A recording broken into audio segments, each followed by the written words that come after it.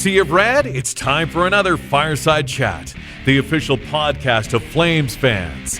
It's go time. Well, we're finally in March, and the Flames are back on the ice after almost a month away. That means myself and Matt are back talking Flames hockey. It's been almost all February, but here we are. Matt, how was your Olympic break?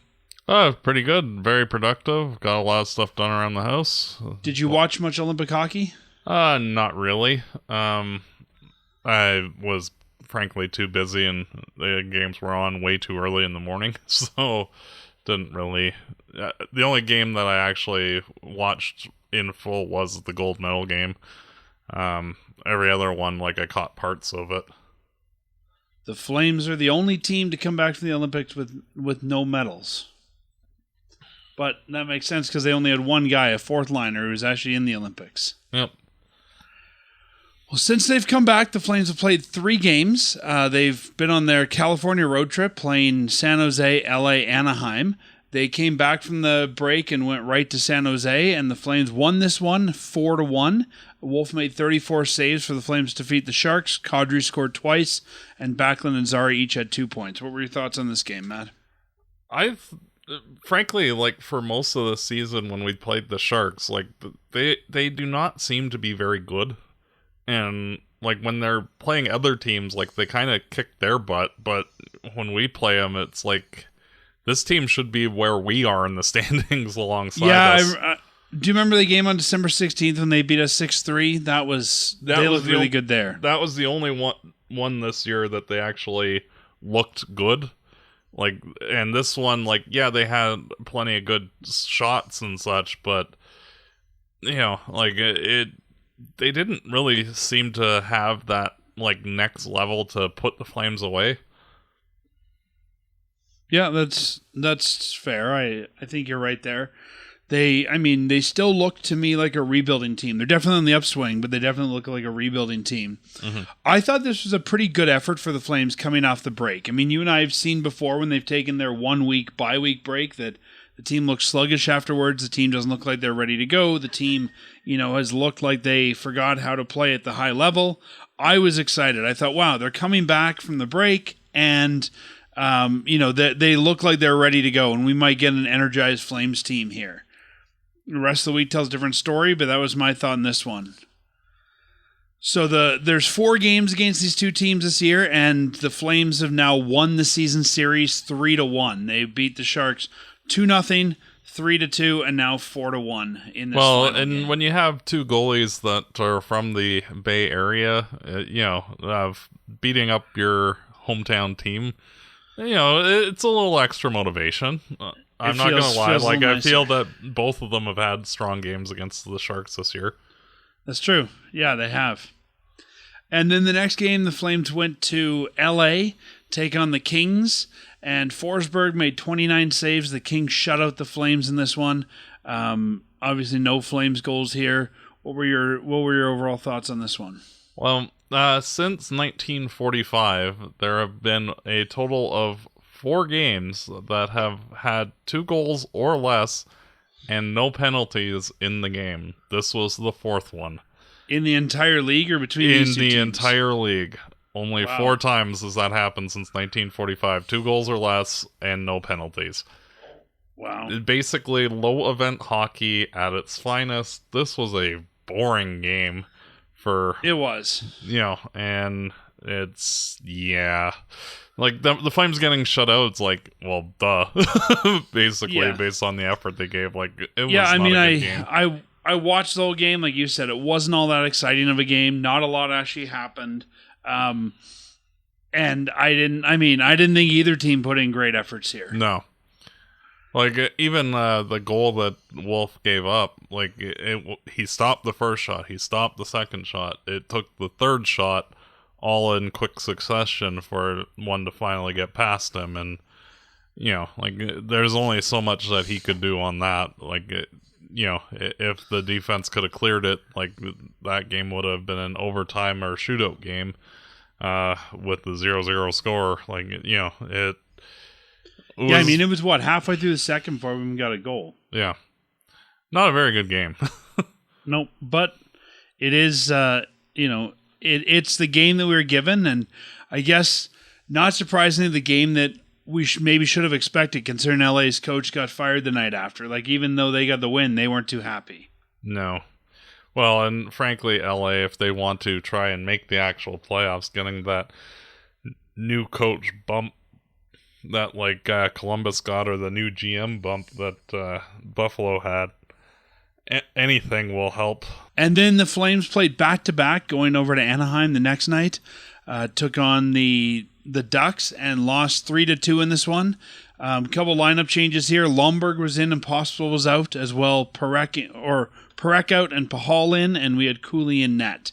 And the Flames didn't get this one done, went all the way to the shootout, but could not get the win, walked away with only 1 point. What were your thoughts on this one? Talk about a different, complete 180 from the game the night before. This was a back-and-forth river hockey game where the goalies were standing on their heads on both ends of the ice. And, a true goalie battle all the way through till the shootout. And I thought the Flames looked a lot more like the team that played the Ducks than the team that played the Kings. Yeah. I thought they played well here overall. Yeah, same here. And that shootout goal by McTavish and the winner, though, that was an absolutely sick shootout goal. Nothing that Cooley could have done on that one, but even the between the legs from Seneke. Yeah, I know. That was a great save. It was one of those going from one night having basically a hockey game to sleep to an actual barn burner, exciting end-to-end action, goalies making huge saves left, right, and center.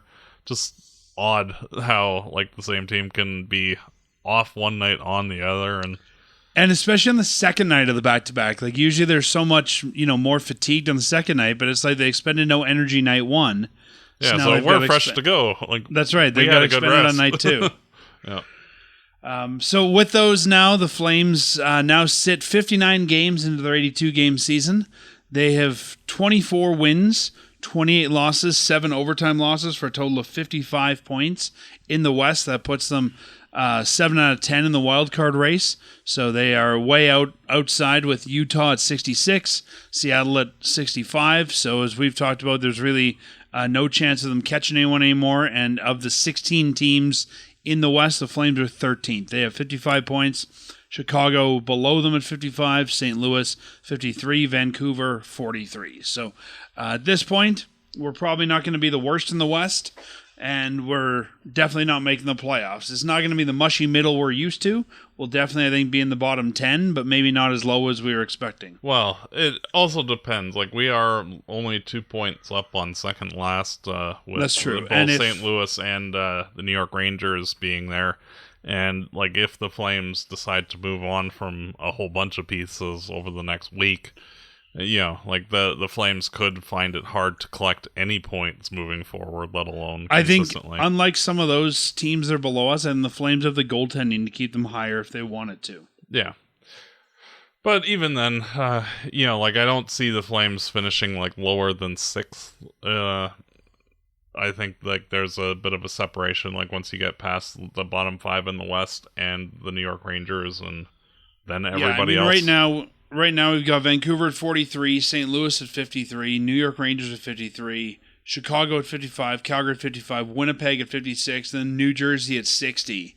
And I don't think New Jersey's going to sell. I think they want to keep some of their roster for next year. So I think, I don't see New Jersey falling. Yeah, New Jersey, if they're going to do, it'll be kind of like the Andre Palat deal where, a depth piece here or there just to get a little bit of an asset here or there, not a, any noteworthy, I don't see them trading Hamilton, for example. No, and I don't think Winnipeg makes a lot of changes either. I think they can run this roster back next year with better results. Yeah, well, and Winnipeg, frankly, they were the best team in the NHL last year, and they've fallen off, but, most of the pieces are still there. Losing Nick Ehlers is not going to completely blow up the team.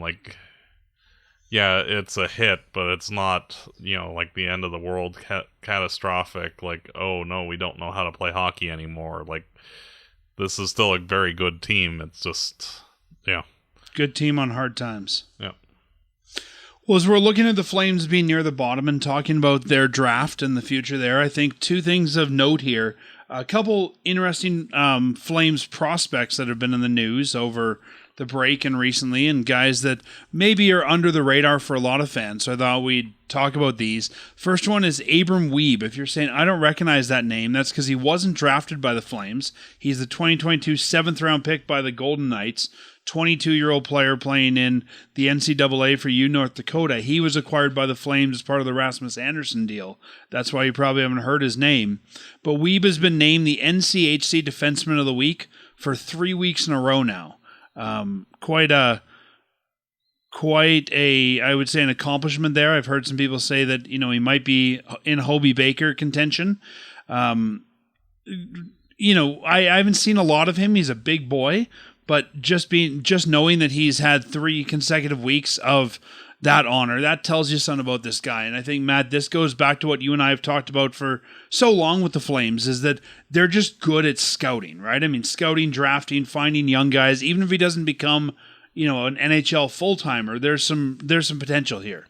Well, and you have to look from his POV as well. Like, looking at Vegas's roster, like, the odds that he will crack that is minimal.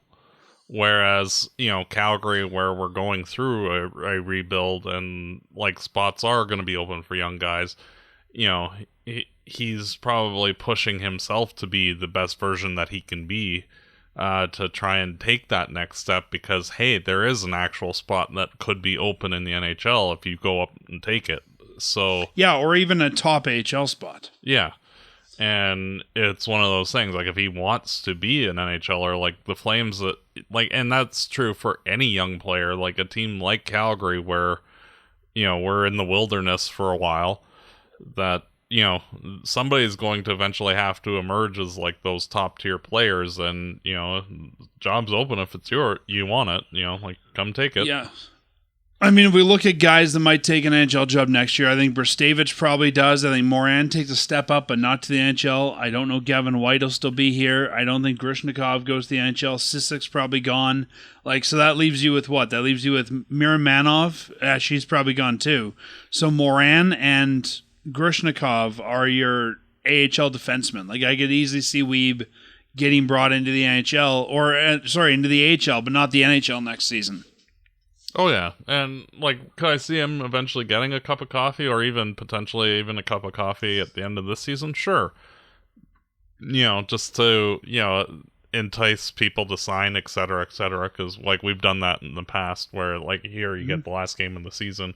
I could see the Flames doing that with Wiebe or, insert, any college UFA, sort of like how, Sam Morton was up in last year as well. Yeah. So. Yeah, and I think, it costs us nothing to make that acquisition. So if he turns into even a serviceable AHLer, good job for the Flames here. But that's exciting to see that, a guy who we just got in a trade is has that. And the NCHC is not a bad league. I mean, University of North Dakota, top college market. So good to see that he's, doing that well, and that's exciting for a prospect. Yep. And then another guy, Ethan Wattenbach. The Flames got him 2025 round 5.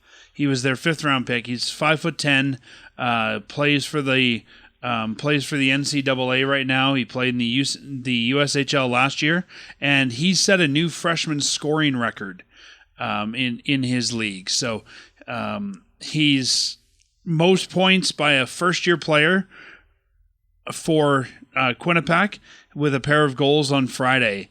He's 19. He's collected his 55th and 56th points of the season, which is pretty impressive again for a college player. And there's a guy who I'm hearing a lot of people that follow college a lot closer saying that they're quite impressed by this guy. And again, going back to what we're talking about, right? With Johnny, when he came in as a 19-year-old, he put up 44 points. So, Wattenbach has 56, just for direct age comparison. And got 51 last year in the USHL. And to be fair, as like an added bonus, it's not like Quinnipiac only has Wattenbach. Like, he actually is playing second line minutes and very minimal power play time, despite being the leading scorer. Like, he's only playing like 13, 14 minutes a night, not even like the go-to guys for their roster. And he's still putting up like all of these points. So it's just showing that like how impressive he's being, even though he's like not the guy on that team. Like, he's still treating it as if he was.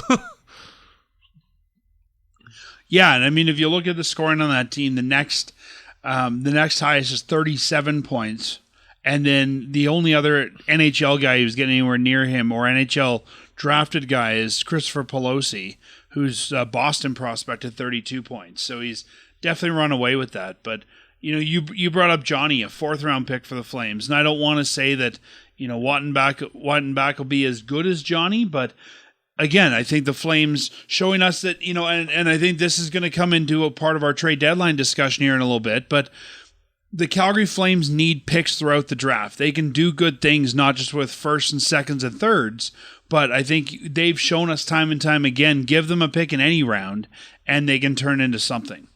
Yeah, and you look at, with Wattenbach, like, it'll be interesting to see, because, like, he is probably going to get nominated for the Hobey Baker this year, due to leading the country by 10 points in scoring as a freshman. It'll be interesting to see if he actually wins the Hobey Baker, if he just decides to call it a career in the NCAA and just sign with the Flames right away to go to the A next year, or, if he doesn't end up winning it, does he stick for another year just to try and get that Hobey Baker before leaving? Yeah, he's 19, so he could definitely jump to the NHL next year. But I don't think there's any need to rush this guy. Oh no, like, honestly, if he wants like, to stay I in don't. College, I'd let him stay in college. Yeah, like, I honestly don't see him being in the NHL for probably 2 to 3 years at the earliest. But it's just exciting to see somebody who is kind of like breaking the door open to the next level, like, not just waiting for the next stage, but like, no, I'm here already, thanks. Give me more. So yeah, and I mean, even when we look at low round picks in the last couple drafts, I mean, Wattenbach was 5th round in 2025. We look at some of their lower round picks in 2024, like Luke Misa. A lot of people have good things to say about him. Hunter Lang, a lot of people have good things to say about him. That was their 4th and 5th in 2024. Jaden Lipinski, their 4th in 2023. Igor Igorov, a goaltender. We'll probably never hear from him, but best name in the Flame system right now. Yep. And even going all the way back to, like 2022, guys like Parker Bell, right, who has had some AHL time. And, I think the Flames have shown that they can do some good things mid-round. I mean, let me ask you this. When was the last time you've looked at a Flames pick and said, wow, that guy really ended up being disappointing? Probably Peltier. No, I would even have to go, Topi Roni would probably be the last one where, like, I was disappointed in the pick at the time and, then afterwards, subsequently. Yeah. Yeah, I mean, when I look at kind of top round picks that didn't materialize, I think Topi Roni, Peltier, Valimaki. Well, like, even Peltier, like, he was looking like he was going to be more than he became, and then got hit with injuries repeatedly. So yeah, it's kind of Shillington was sort of the same way too. Yeah, so Mason McDonald, that was a flop. Yeah, again, injuries, were a thing, and he just never really progressed. So. But I mean, when we look at this 2025 draft class for the Flames, Cole Reshny was the 18th pick. He's looking really good. Cullen Potter, Theo Stockselius, a lot of people high on him. Maceo Phillips has had a fantastic year. Wattenbach had a good year. Lane, this is going to be for the start of a rebuild. I think this is a very strong draft class. Well, and like, realistically, in order to. If you look back at like teams that have rebuilt, like strong cup contending teams like Tampa Bay, Chicago, Boston, etc., like when they were in the downswing of it, they ended up getting like 20, 22, 25 like top tier prospects, guys like Reshny, Potter, Gradin, Parekh, Wattenbach, guys that like are legit players. And it'll be interesting to see, like, with the Flames having so many first round draft picks, second round draft picks, third round draft picks over the next handful of drafts. Like, the Flames are going to be picking twice in the top 5 in the third round this year. Like, that you're basically getting 2 late second round pick type prospects from that. Like, you're starting to amass that like 10, 12, 15 group of like high-end players. And like, just over the next couple of years, like, you'll be adding a couple more next year with Anderson's pick and ours. And it'll be just interesting to see how many and who of this group of upper tier guys actually turns out. And even if they're not top tier guys, I mean, you need to put together a 23-man roster every year, and somebody has to play those bottom roles. And we've seen guys like Adam Klapka come in and played a very good job in the bottom 6. And I think that, do I think a guy like Wattenbach might be the next superstar here? No. Do I think he could be the next Adam Klapka type? Sure. So I think you got to remember that not every pick is going to be a superstar, but that doesn't mean every pick can't be, a good NHLer. Yeah, and like, realistically, Calgary just needs to keep plugging away and getting those type of guys. And, getting a guy like Klapka who, kind of materialized out of nowhere to being a pretty good fourth-line player for this team. Gotta get the next set of those type of guys and, keep going. But it'll be interesting to see exactly how things shake out. Like, it is something to look forward to see how the next group actually takes those spots and who grows into what type of player. And some of that growth is going to be dependent on open roster spots, which we may see this week, as we're less than 5 days from the NHL 2026 trade deadline here. You and I, Matt, have spent a lot of time, I think everyone that talks hockey spent a lot of time this year talking about the trade deadline, talking about what might happen, and talking about what might go on there. But we're less than a week away. So let me ask you first, what do you expect to happen this deadline? Do you expect the Flames to be active? Do you expect them to be fairly quiet? Well, if the Flames hold true to their past things, that basically they wait until players are in the last year of their contract before dealing them, and they're not really proactive in dealing anybody, Markstrom being like pretty much the only exception in that case. So like, if that holds true, like, realistically, like, Lomberg and maybe a depth defenseman might go.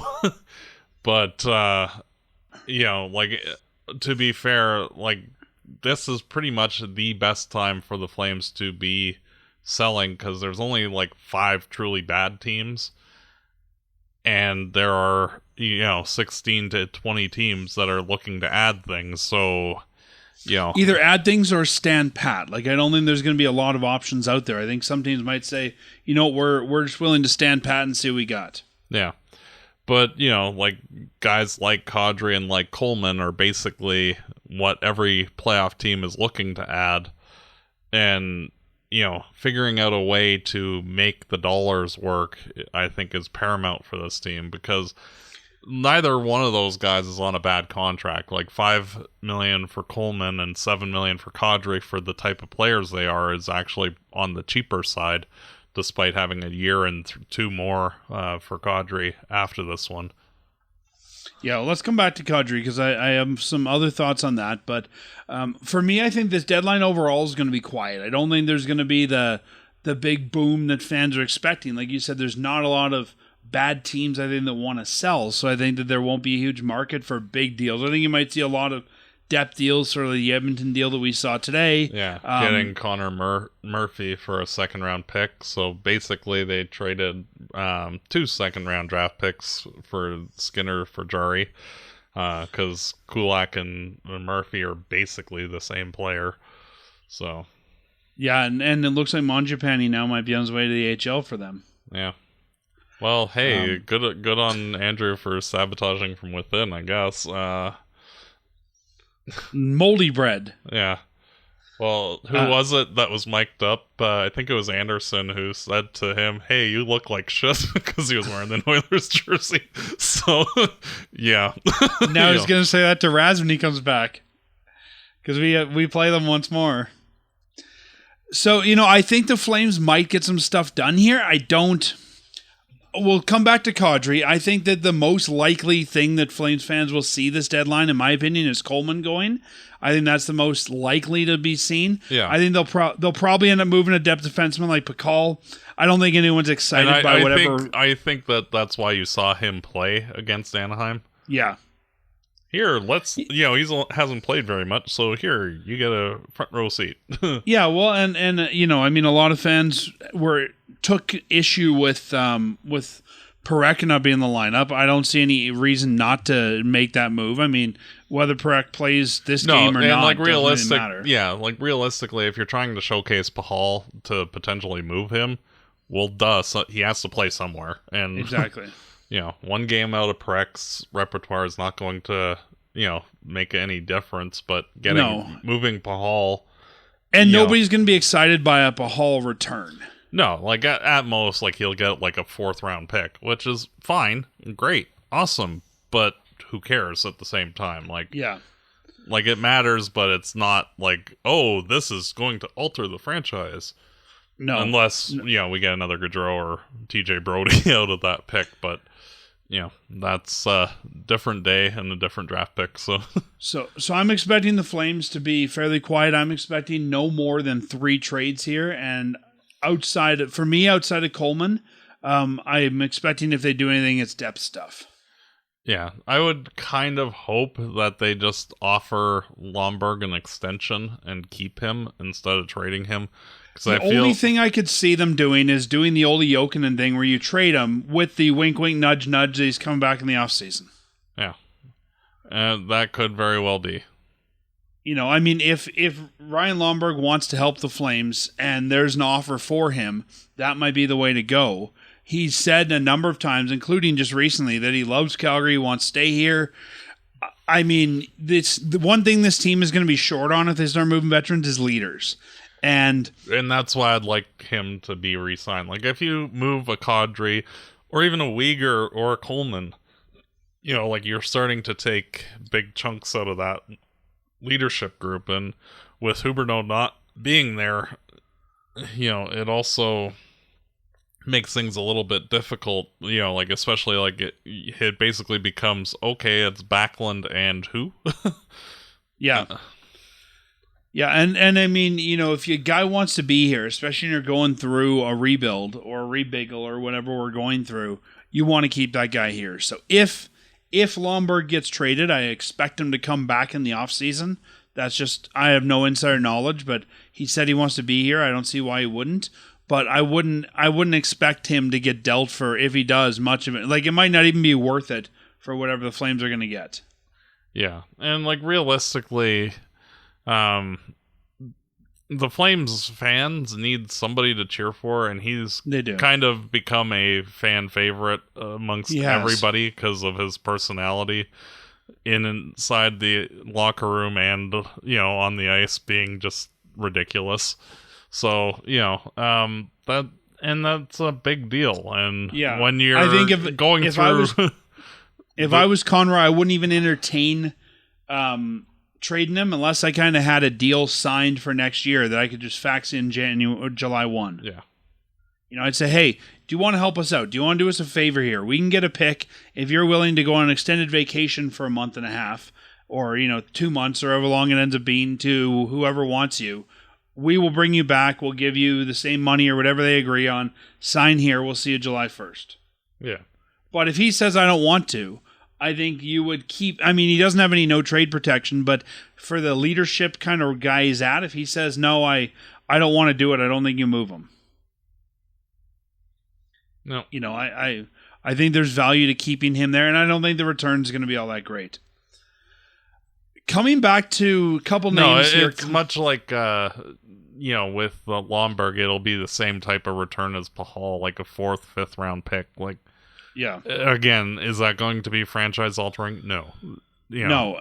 And if you don't get that deal, I mean, nobody's going to, I think, be upset with Conroy for not taking that deal. No.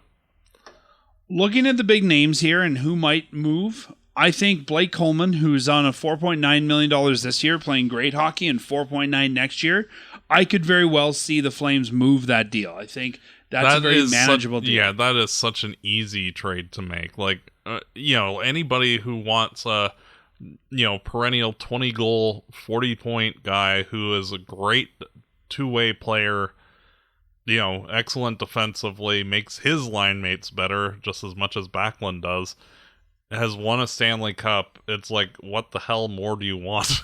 Yeah. And I think the Flames will make you pay for the fact he has a good contract. Yeah, like that. He should get a first plus. The plus probably won't be a ton, but you're probably looking at around-ish what the Anderson return was, maybe a little less, but those type of wingers don't come up, and usually teams have to overpay to get anybody that's of that caliber, and that's basically like the elitist of the elite teams would all be interested. Your Dallases, your Minnesotas, your Colorados, your Tampa Bays. Yeah, and they could probably all afford him too. I mean, even if you had to pay Calgary to eat half, Calgary's got one more contract retention this year. I think they would easily eat half of that if they had to. Yeah. The guy I'm not sure of is Nazem Kadri. I mean, yes, he's a good player. Yes, I think a lot of teams want him. He's 35, and he has 4 years, including this one. His deal's up in 28, 29 at $7 million. I think that the hard part for him is going to be finding someone who'd want to absorb that deal. Well, and you look at the Panthers signing Brad Marchand, and I'm going to point to that because they're basically the same age, and the Panthers decided to throw a 6-year deal at Marchand, basically a retirement contract for him, and for everything that Marchand brings, Kadri basically brings the same thing, just at a more premium position than Marchand, who's a winger as opposed to a center, and only having to have that second, third line center who's good at a $7 million is not a terrible contract, especially with the cap going up. Because, say, at the final year of his deal, that's looking more like a $5 million contract than a $7, as it is now. A lot of people have linked Kadri to Colorado. The reason I don't think he'll go to Colorado, I think they want to save their pennies, because when Makar's deal's up, you're going to give Makar whatever he wants. You're not going to let him walk. And they'd hate to block that deal, I think, because they've got Kadri on the books. Well, and the thing that with them, I could see them moving, say, a guy like Ross Colton, who's, a third, fourth line center, who's getting $4 million each of the next 2 years, in that deal, just as a cap equalization move. So, basically upgrading from, a third, fourth line guy to a second line guy for only the equivalent of $3 million, which, to them is not that big a deal comparatively. I can't see the Flames wanting to eat this. Can you? I wouldn't be opposed to it. Colton, he's kind of in the same mold as Michael Backlund, or Blake Coleman. No, I mean, not taking Coleman, sorry, but eating the money on Kadri. They could. I don't think that they want to, because frankly, Kadri at $7 million is not an expensive contract under the new situation for a second line center who's got Kadri's list of accomplishments. $7 million is not out of line. It's actually on the cheap side.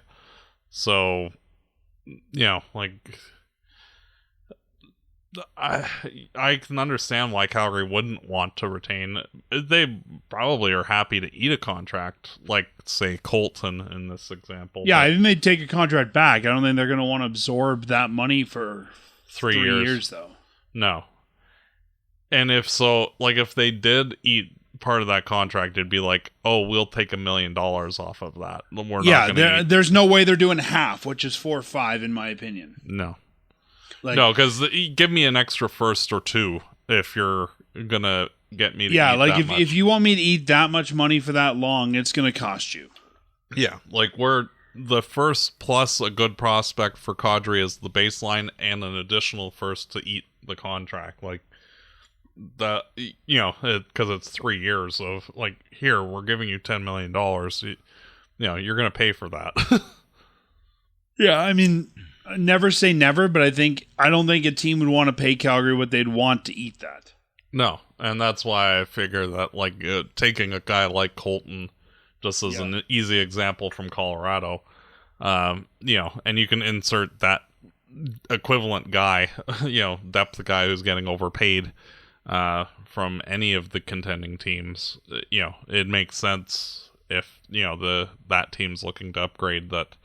You know, hey, the guy that's getting pushed out of the lineup here, we'll just ditch him in order to, you know. Yeah, my gut, and nothing more than my gut, tells me Coleman gets done at the deadline, Kadri gets done in the offseason. That's kind of... I think that, like, it's a 90% chance that Coleman gets done right now. Just my own gut. I'm honestly a little surprised it's not done already as we record on Monday night. Yeah, like honestly, I thought that it would have been done, like it was waiting to be done by the end of the California trip, and then like today. Yeah, I thought it would kind of be, don't come home with us. Yeah, yeah, but c'est la vie.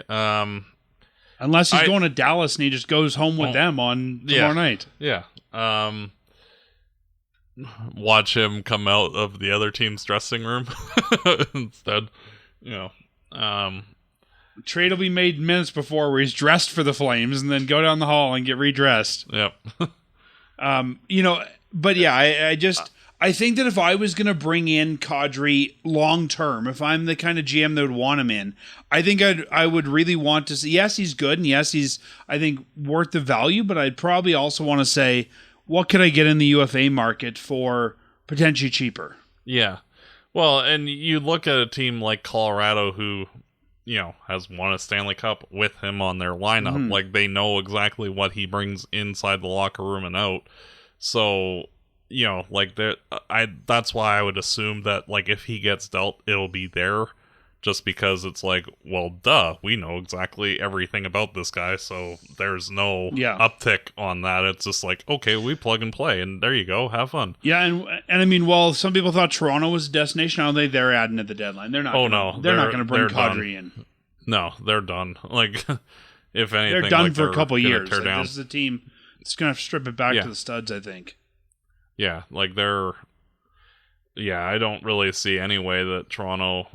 Like, you're gonna start to see like Matthews and that like be moved on from, I think, in the nearer future, like next 2 years type of thing. Yeah. Here's an interesting one that I thought of today while I was thinking about the deadline. Crosby's out for a while in Pittsburgh. If they think they can make a run for it, they may not have Malkin after this season. Apparently, talks aren't progressing. Do you think they'd take a swing in the offseason, or even if they think they need it now, at a veteran Kadri? Entirely possible, yeah. Like, you know, they're without... They have 2 second-round picks, you know, from a certain trade. Well, that's it. So, like I think they would have the assets that Calgary might want to do it. Yeah. I think they might want a veteran center, a guy who, you know, they could rely on in the future. Because I'm not sure Tommy Novak is your top-line center with Sid out. Yeah. Yeah, that could very well be. You know, I could see that as a potential there. I don't know if they would do it, and I haven't heard them out there, but it would seem like a team that might make some sense to me. Yeah. But I think that Kadri is going to be an off-season move. I really do. Yeah, I feel like it's a 90% that Coleman goes. I feel like it's about 50-50 at this point for Kadri, and I feel like it's about 40% that one of the defensemen goes, like the bigger name, Whitecloud or Uyghur.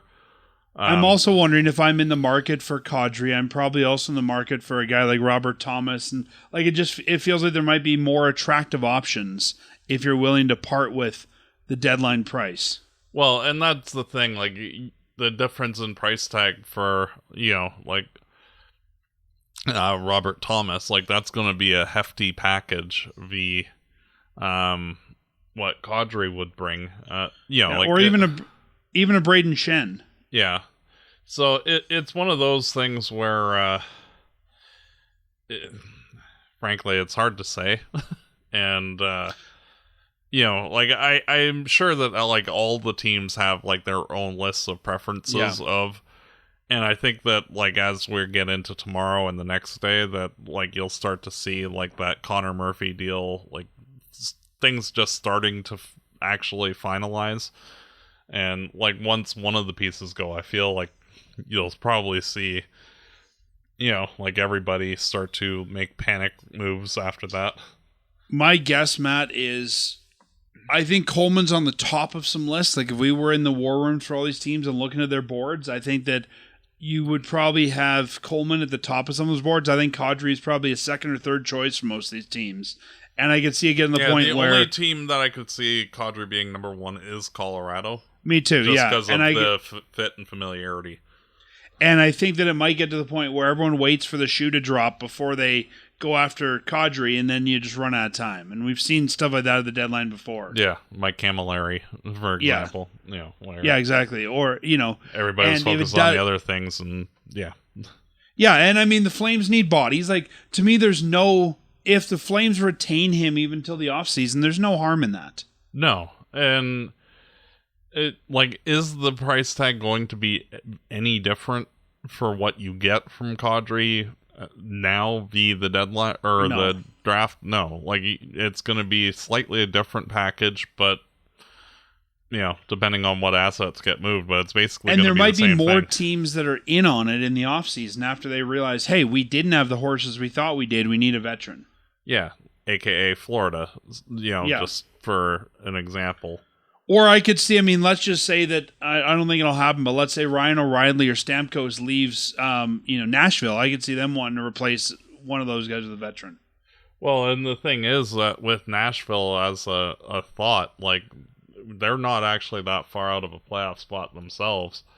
Like, they did lose today, but, like, they're right there as well. Yeah.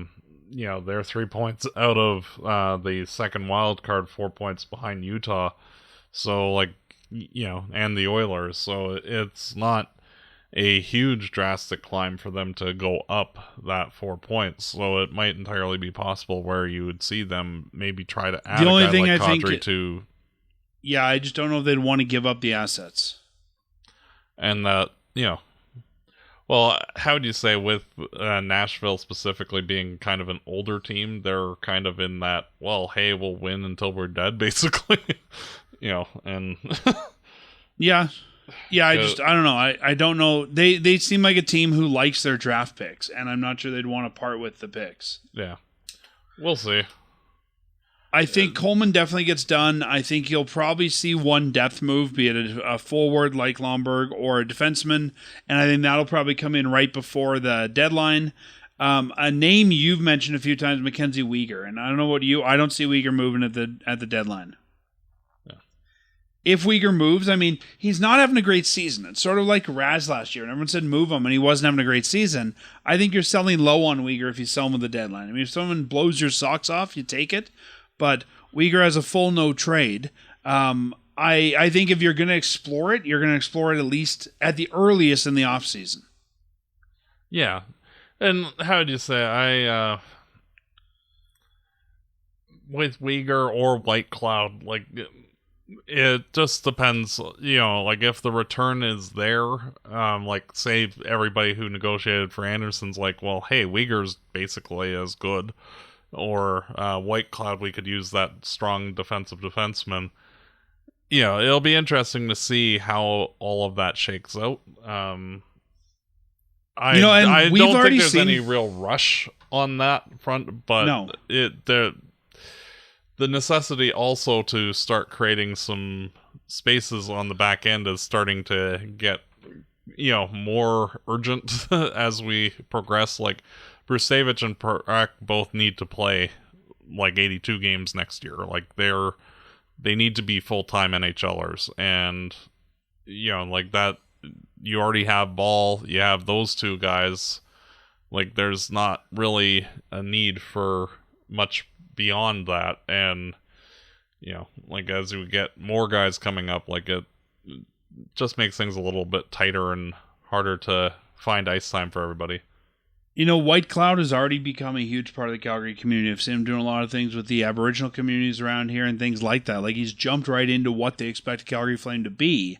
And honestly, because of that, Matt, I'm not sure that I'm expecting him. At first, I thought they might flip him. But seeing how involved he's got in the community in the month he's been here, I'm not convinced they're flipping him right away. No, and honestly, to me, just based on style of play, to me, he makes Uyghur expendable because of the fact that, like, more or less, Parekh and Brustevich kind of replace what Anderson and Uyghur bring, where you have both White Cloud and Ball being the defensive defenseman pairing to those two. And, I think that is a good split instead of, like I personally would be more than happy if White Cloud stayed for like the next 3, 4, 5 years through this rebuild. Well, we got him for 3 right now. Huh. I just think that the Uyghur deal is long. He's older. I mean, he's 32. I don't see this being a deadline deal. I don't see a lot of teams wanting to take on long-term money at the deadline. Yeah. It'll be interesting to see. Yeah, and that's the same reason I think Kadri probably won't get done either. Like, I think if you're going to be moving long-term money like that, that's probably a longer discussion in the offseason. Yeah. And frankly, like, that's why I feel that, like, the only likely destination if Kadri moves right away is Colorado, just because of the familiarity with the player, where it's like, well, here, let's just plug and play. Yeah, my only hesitancy there, I think, is that if they want him that bad, it'd be done. Yeah. Like, I think if they were the only player and they said, let's just get this done and get him in the lineup, I think that would have been done right when they came back from the Olympics.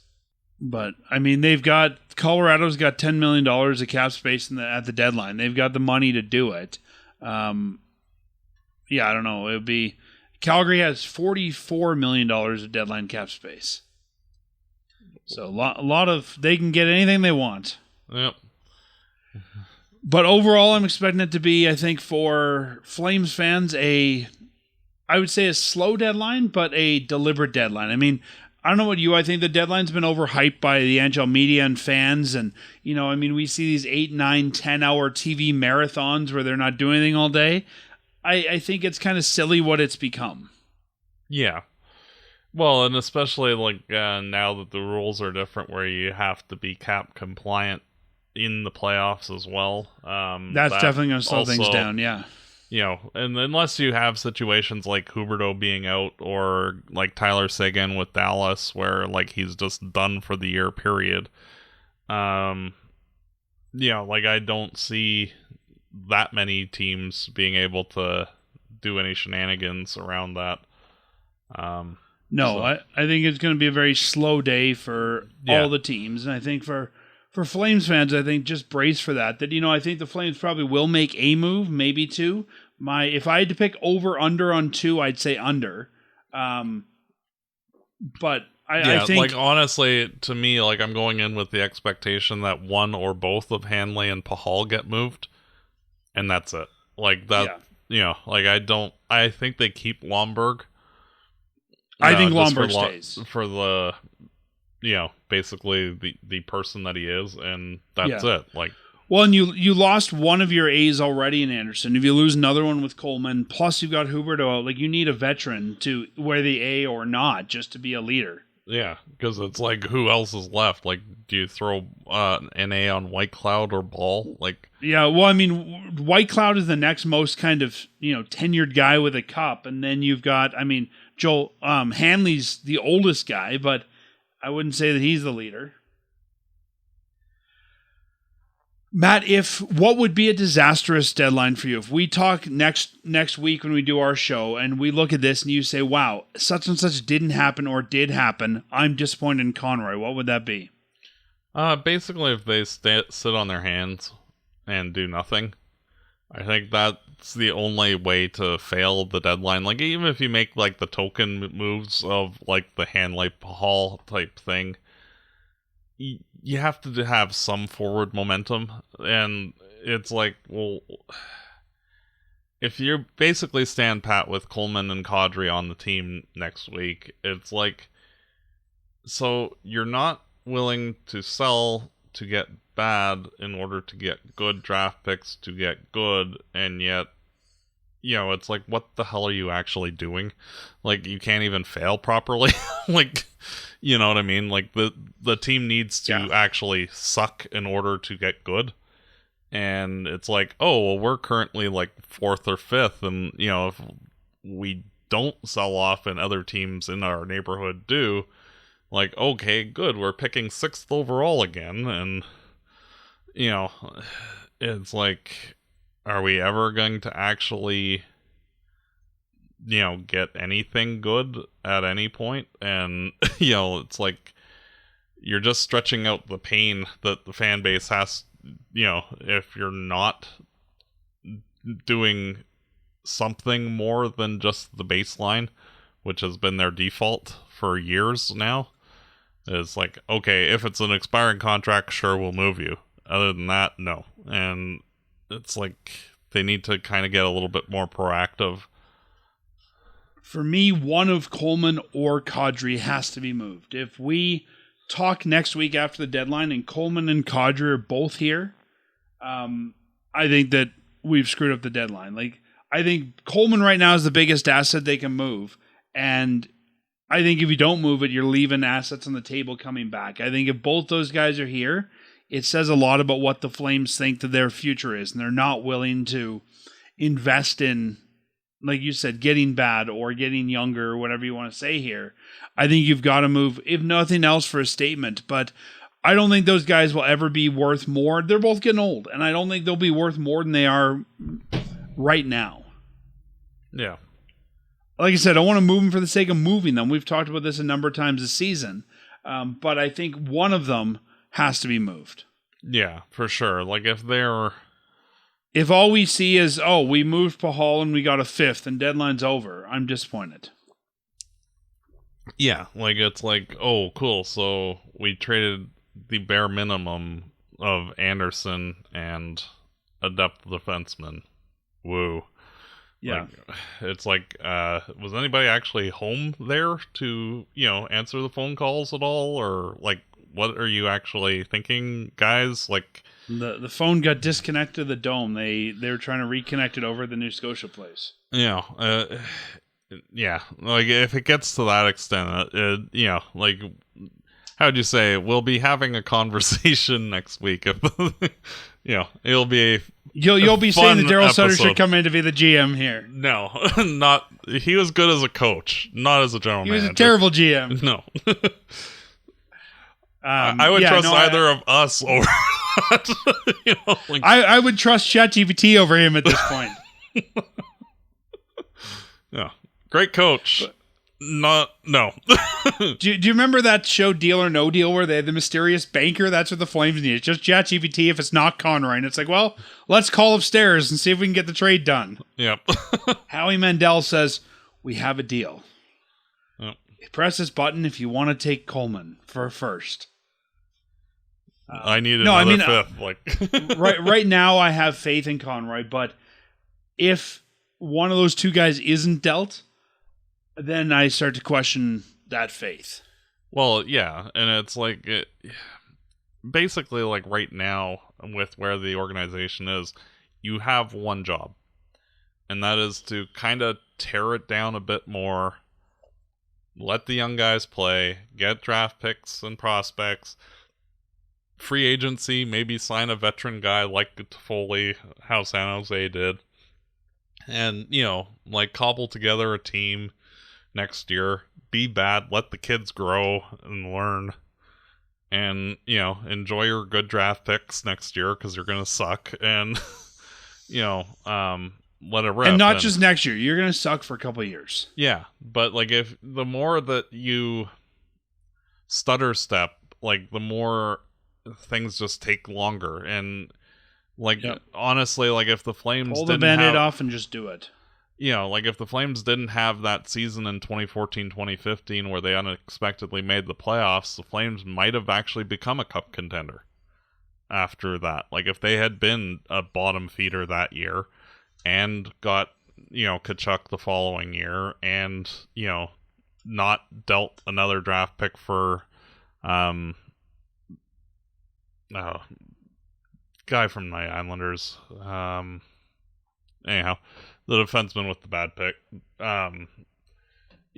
Like, if, like, those things don't happen, like, the Flames have, like, 2 or 3 or 4 more really good assets in their lineup. And, like we might have been where Edmonton was the past 2 years. During that period, there was a lot of bad trades. I mean, I even think of Yarncroke for a second. Like, that was not worth it in the end. Yeah. No, and, like, the Flames, like, they're simultaneously not being bad enough to get the good things, and, we'll try to, in past have tried to just, short circuit the process by trying to get out of it as fast as possible instead of just embracing the suck. Well, speaking of embracing the suck, we may have 2 more games when this team is not sucky because there's 2 more games till the deadline. And then I think for Flames fans, it's going to be a rough one after the deadline. Anything else you want to talk about before we look at those 2 games? Just wanted to touch on Eric Francis mentioning that Bettman's in town as using the New Scotia place to potentially host the World Cup. Just thought that was an interesting little tidbit because the World Cup will have 4 games here and 4 games in Europe, and then the championship rounds will be in North America at the same. So the odds that Calgary actually hosts that seem to be fairly high. So that'll be an interesting. They tend to like to reward teams who get a new building, either with an All-Star game or a World Cup or a draft. To me personally, I really don't care if we host the World Cup. I'd rather we have an All-Star game and or a draft, but that's me. Yeah, I would be excited if they had like a World Cup here, but and how would you say with the instability in the States currently? Canadian destination seems the most likely. So Calgary. It does. I just think they bungled the 4-nation face-off, and I'm not confident they'll do a better job with the World Cup. Yeah.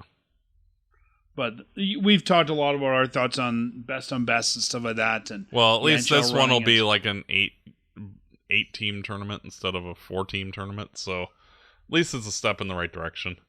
To me, if Russia's not in it, though, I mean, I know there's political stuff, but if Russia's not in it, it's not best and best. Yeah, I agree. So we'll see if they would allow them to be in there or not. Yeah. But yeah, that is kind of cool. I mean, it'd be kind of nice to have something like that in the new building, something cool like that. We'll see if it happens. I don't know. I like the idea of Bettman coming to Calgary wearing a hard hat and touring it. I don't know. It's just a weird image for me. Yeah. But I don't know how long he's going to be here. But I'm hoping more stuff comes here. I mean, we had the draft in 2000. That's really the only time the draft has been here. Well, and I think the last time the Flames had the All-Star game was 1985 or something. Yeah, exactly. That. Which I would love to see them kind of bring the whole show every year. They like to do the award show in Vegas, but it'd be kind of cool if, and I know it's going to be World Cup or All-Star game, but it's like you get the draft and the All-Star World Cup, and then the next team gets it the next year. I think that'd be kind of a cool way to do it. No. Calgary's where our eyes are this year. So, yeah, no, that's we'll see what happens with that. I think Calgary's as good a destination as any. For some reason, though, I mean, I don't know. I think he's coming to tour it. I have a feeling he'll probably end up in Toronto. Probably. Right? And I think if you're coming from that side of the world, too, coming all the way from over there to Calgary, it's going to be even longer flight, longer logistically. But I guess we'll find out. Yep. So, Matt, we've got 2 games before the deadline, 3 games before we talk again. You and I made predictions before the break. We thought the Flames would lose all 3 when they came back. They almost got there for us, but they won against San Jose and got a point against Anaheim. So, not quite 3 losses, but close. This time the Flames come home. Kind of a weird homestand when you look at the teams they're hosting. They Dallas, have Ottawa, and Carolina. Dallas, no rhyme or reason to why these teams are coming through or why, when we look at the road stand, it's like, okay, you got New York, you got, Philly, or, you got New York, you got New Jersey, you're going on some road stand. No real reason why these teams are coming in, but they have Dallas on Tuesday at 7, Ottawa on Thursday at 7, and then Saturday at 8 for Hockey Night in Canada. We have the game right after the deadline, the Carolina Hurricanes coming to town. So 3 home games, a random smattering of teams, some good, some bad. What are you expecting here? Well, with Dallas and Carolina being 2 of the 5 best teams in the NHL, I feel that the Flames will get smoked very badly in both of those games. And they don't play well against Ottawa, so I am going to be Debbie Downer and say 0 for 3, even though I feel like they're playing better enough where they should possibly win 1 or 2 of them. They should, but then we see the LA game, right? They're playing okay sometimes, but not consistently. Yeah.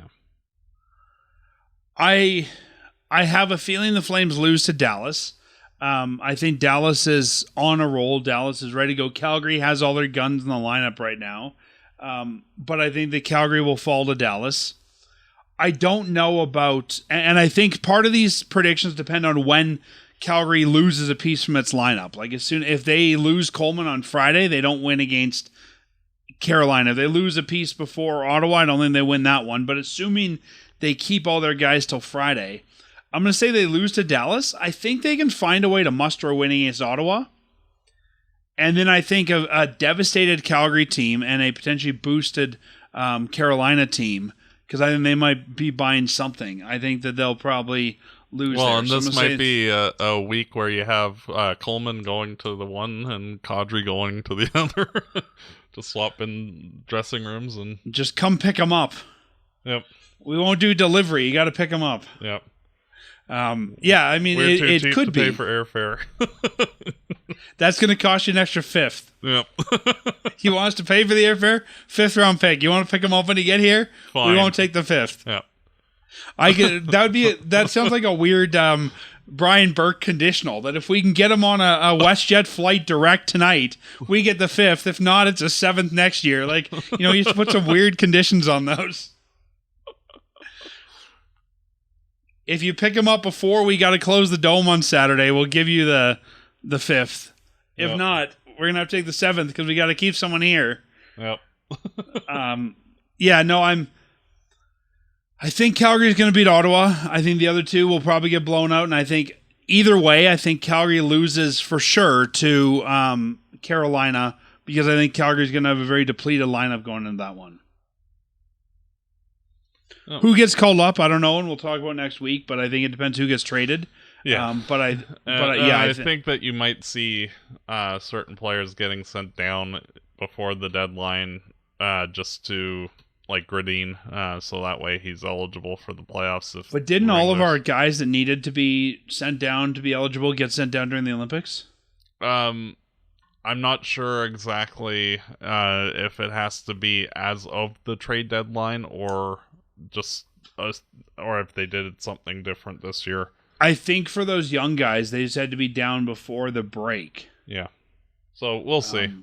But either way, I mean, getting sent down just means going across the hall. Yeah. Right? It'll be a paper transaction. You are banished to the other side of the hall.